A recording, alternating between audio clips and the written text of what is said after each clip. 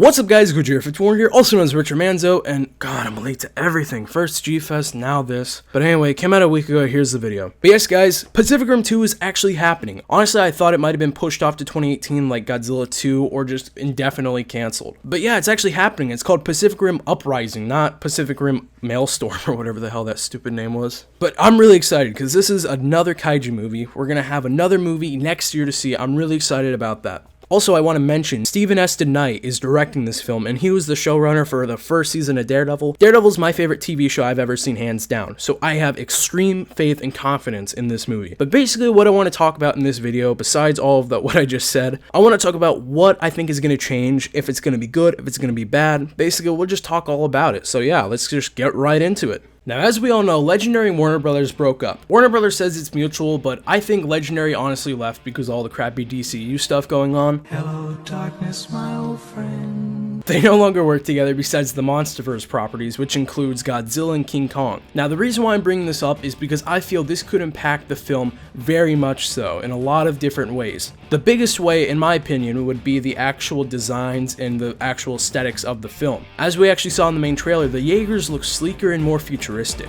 We also have an all-new fleet of Jaegers, some remakes of old designs like Gypsy Avenger, but as for the new Jaegers, we have Bracer Phoenix, Saber Athena, Titan Redeemer, and Guardian Bravo. I'm honestly most excited for Saber Athena since it's by far the sleekest and fastest Jaeger we've seen. It also has hyper acrobatic skills, being able to perform roundhouse kicks, which is awesome. It actually reminds me a lot of Tactic Ronin, which is an actual in-canon Jaeger, which is also Japanese, and looked very much like a Gundam or whatever those things are. I'm not a weeaboo, so I don't give a shit. Actually, maybe something from Evangelion, which I hate even though I haven't seen it because Anno Hideki, who I also hate because of Shin Godzilla. There, I did it. I mentioned hating Shin Godzilla. Now this video will get 70% more views. What am I doing with my life? Anyway, that makes me think this may be a Japanese Jaeger. The weaponry also seems to be much more futuristic as well. Not saying the others weren't, but this seems a bit more Transformers-like, if you get what I'm saying. We see Gypsy Avenger with her floppy sword, which then becomes hard. Also a gravity sling. Saber Athena has plasma blades, which look like katanas, again pointing towards Japanese. Titan Redeemer has a seismic warning star, which also has a retractable hook for range, I suppose. Bracer Phoenix has a vortex cannon, which we've seen before, but shoots from the chest. And Guardian Bravo has an electric 16 arc whip. This is actually a successor to the floppy and hard chainsword.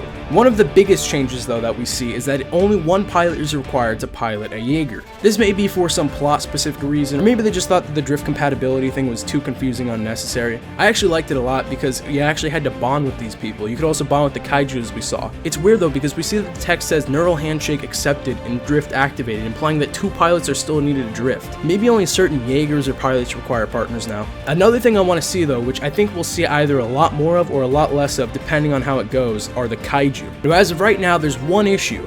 Why are they building all these Jaegers? It's either them being prepared if the portal between the dimensions opened up again or if it already has. If I had to guess honestly though, I would say it's them preparing since the Jaegers again look a lot more futuristic, implying that at least maybe 5 or 10 years have passed into the future. After that, that's when the Kaiju strike and humanity is ready. But I want to see more variation in the Kaiju we see. Now the first movie actually had some pretty good variety, but a lot of times it was just a giant gray monster. It had long arms and short arms near its chest with a long pointed shape near its nose, has 6 or so eyes, and has either blue or yellow highlights. Leatherback and Otachi were actually really nice exceptions. I love Otachi. I have the figure. It's one of my favorite Kaiju. Other than that though, I really don't care, I guess. I guess I just maybe want to see one proper Godzilla-like Kaiju, more dinosaurian, standing upright and maybe shooting like an atomic breath. I mean, that'd be pretty cool. It'd be a cool little nod and just, you know, seeing the Jaegers fight something like that. Now back to the changes I think Universal will make though. If I had to guess, Universal is probably going to take a much more fun route with this film. The first Pacific Rim, while being very over the top and colorful with its fight scenes, took itself very seriously for the most part. The only exception I can really think would be the Newton Ball scene. With the latest trend of films now becoming fun romps like Thor Ragnarok, Justice League, Spider-Man, Avengers, other superhero stuff, I feel they're going to take an almost comedic approach to this film, being more lighthearted and self-aware. This is also backed up by the music choice that we see in the trailer. But the reason why I say this though is because the first Pacific Rim wasn't even a big hit. It wasn't necessarily a flop, but not a success either. it just barely made its money back. It grossed $411 million worldwide, barely crossing $100 million domestically and $309 million from foreign box office. Of course, China was leader in that race, as it goes for every foreign box office. It also made $37 million opening weekend, which again isn't bad. Warner Brothers was actually expecting it to make less, but they were probably lowballing it to seem more impressive. All that, and with a budget of $190 million, the standard rule is that you take the production budget and double that for marketing, so it comes in at $380 million. So you can see they just barely made their money back. At least the Warner sequel though. Now look at Godzilla 2014 or Kong Skull Island. Godzilla 2014 actually had a lower budget of $160 million and grossed $529 million worldwide, opening with $93 million in its first weekend, which is amazing. It also made over $200 million domestically and $328 from foreign box office. Kong is actually very similar, but had a higher budget of $185 million and making very close to Godzilla with $566 million worldwide. It only made $168 million domestically, but nearly $400 million in foreign box office alone. Kong was actually expected to make much less, around $40 million opening weekend, but surprisingly made $60. You can clearly see that Pacific Rim is not a success in the way that these two films are, but that's completely to be expected. You have some of the two biggest monsters ever, the biggest monsters ever. The name sells itself. That's why I feel they're going to market this film being more accessible to wider audiences. I'm afraid of this though for one reason in particular. I'm afraid that they're going to sacrifice story and characters for big action set pieces and comedy. The prime example of this would be Jurassic World. Now don't get me wrong, the film was a lot of fun, but honestly I haven't gone back and watched it since 2015, and I own the Blu-ray box set with the Indominus Rex and the T-Rex, which is completely awesome by the way. I always just end up watching the coolest action scenes on YouTube because that's all the movie is, a collection of cool actions and fight scenes. That's the problem with the new direction I feel they're going with. Pacific Rim definitely didn't have the best written characters by any stretch, but there was definitely an attempt made. Charlie Hunnam was still grieving his brother's death and had to accept Mako as his new pilot as they grew and bonded throughout the film. Mako and Idris Elba's character also have a great relationship. It's by far the most interesting as he took her in as his daughter as she was orphaned from a kaiju attack. He was also suffering with cancer and ultimately sacrificed himself for her. Now just think about Jurassic World's characters. Chris Pratt is Chris Pratting around, except they rarely let him use his comedic skills. I guess Owen and Claire used to be a thing. Then you have the annoying and stalker kids. Wait, weren't their parents getting a divorce or something like that? It wasn't Claire's sister upset at her or something like that because their mother?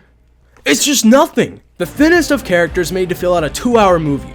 I don't want Pacific Rim to become that. Charlie Hunnam and Mako didn't even end up together in the film like Owen and Claire. It's implied, maybe, but not shown. They didn't kiss at the end or in the middle of a flying dinosaur attack. And yes, I know they're not dinosaurs, it's Dimorphodon. Wait a minute. Wait, why am I even talking about Jurassic World? My point is, I hope they focus on building a good story and characters for the film instead of just throwing fast-moving pieces of jagged metal on the screen like another franchise involving giant robots. Gosh, I'm really talking about other franchises in this video, aren't I? But yes, guys, all I really wanted to address in the video was, hey, the trailer came out, what changed, what's different, what are my hopes, what are my fears, and yeah, that's basically what I did. But thank you guys so much for watching though. Please rate, comment, and subscribe. Give it a big thumbs up to this video. Also, guys, tell me down below, what do you guys think? Do you guys think they're gonna go the route I'm talking about? What are your hopes? What are your fears for this movie? Also, what other variation of the Jaegers do you want to see return? Kind of like what they're doing with Gypsy Avenger. Maybe like a Chernobyl Alpha or something like that. That would just be really cool, something like that. Also though, I do want to announce that I'm going to be having a live stream on my channel this Thursday, 9 p.m. Eastern Standard Time. So guys, please don't miss it. I want to get a lot of viewers in there. We're going to be talking all about Pacific Rim, Godzilla 2, Kong Skull Island, all that stuff. Also, if you guys want to follow me on other social media sites, I have Instagram, Twitter, Facebook. Instagram I'm most active on, so yeah, just go follow me there, at Gojira5400. But yes, guys, thank you guys so much for watching again, though. Wait a minute. Are you guys happy I didn't mention Shin Godzilla in this video? I mean, I did for a joke, but don't worry, because it's coming back. Gojira5400, as always, out.